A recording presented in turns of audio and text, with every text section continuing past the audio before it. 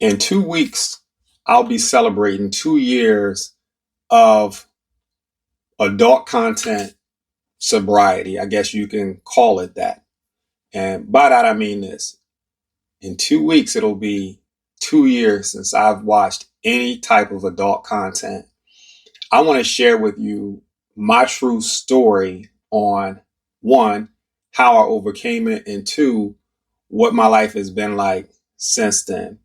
Uh, YouTube is filled with videos talking about no fab, talking about overcoming watching the corn, talking about the power of seed and things like this. I can tell you. So for me, the journey started with watching a YouTube video. And there was a young lady, and her thumbnail, she was attractive. So I clicked on the thumbnail, but I was being driven by the lust spirit because I'm like, wait, she's watching adult content? Let me see what she's talking about.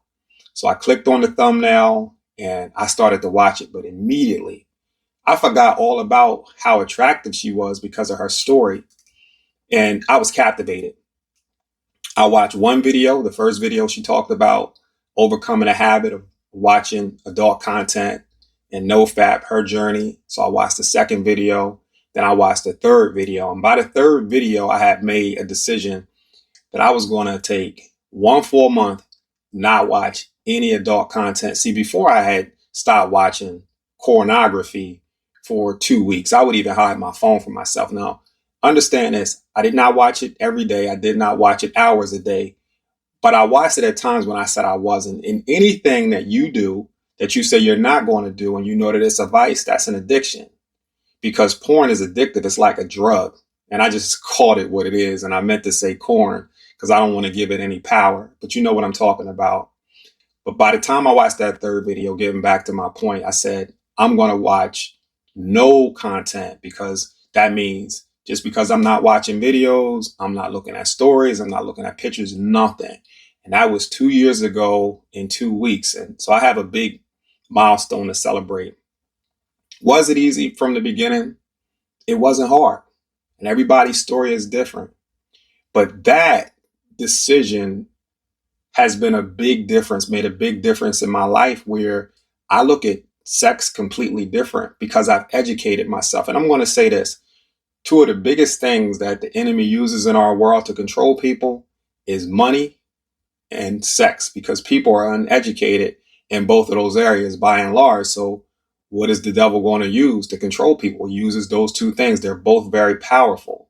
And so I've just continued along that journey and I've learned about things such as seed retention. I've learned about the male body and why our body does what it does. Like I've learned why we have rollover guys, right? There's drugs and chemicals in the body that once we engage in the activity of sex, these chemicals are being released.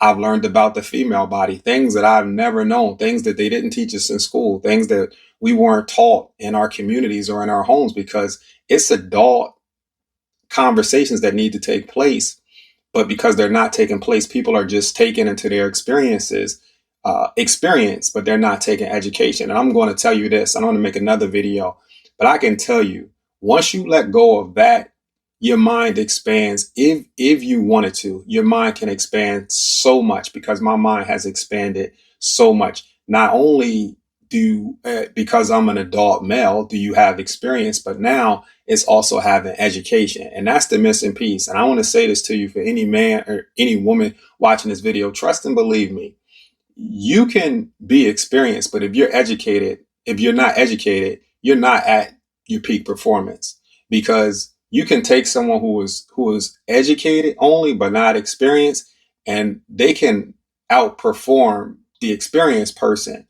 Now, when I talk about this, I'm not saying in any perverted fashion. I'm saying just in a holistic fashion. There's a piece missing.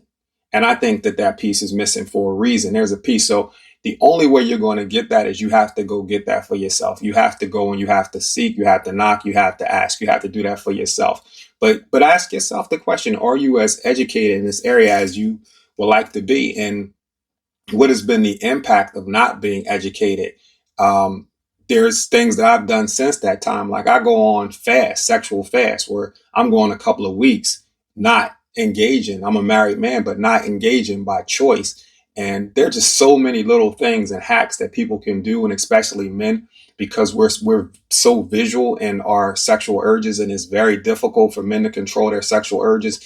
And I'm going to say this is one of the biggest things that I've learned about being a man and having control. The most powerful man in any room is not the man with the most money, is not the man with the best looking man, is not the man with the most chiseled body, is not the man with the most degrees or the greatest title in his work. It's not that man. The most powerful man in any room is the man who has control over his sexual urges.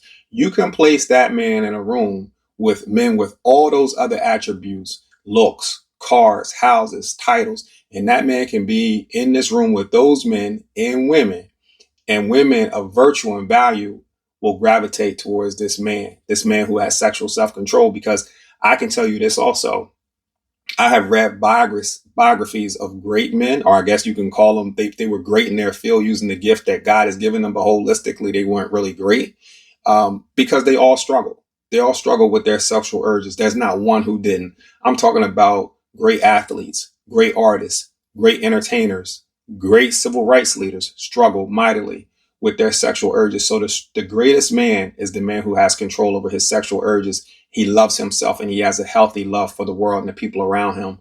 But I want to close the video out with that just to give you some food for thought. It has been a journey for me. Last year I celebrated. I went out, I had a steak dinner. I'm not eating too much red meat these days, so I'm going to go out. I'm going to celebrate this milestone 1 year later, 2 years in, because I just think that it's important. Completely different person from the perceptive, or pardon me, from the perception of sex than I was 2 years ago. So it's something to be celebrated. And I wish everyone going on this journey, I wish them the best, because you can do it. And it just starts with one day. If anything in this video has touched your heart, please like, click, share, and subscribe. And until I see you in the next video, remember to own your mind, own your money, and own the keys to the bank. May God bless you.